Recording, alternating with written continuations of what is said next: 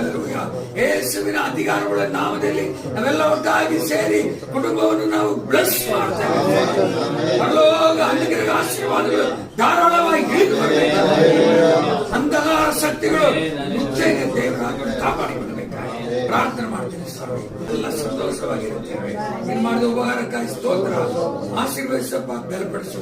ಪ್ರಾರ್ಥನೆ ಕೇಳಬೇಕಿರಬೇಕೆ ಸ್ತೋತ್ರ. ಯೇಸುವಿನ ನಾಮದಲ್ಲಿ ಪ್ರಾರ್ಥಿಸ್ತೇನೆ. ಬೆಳಕು ಬೆಳಗಿ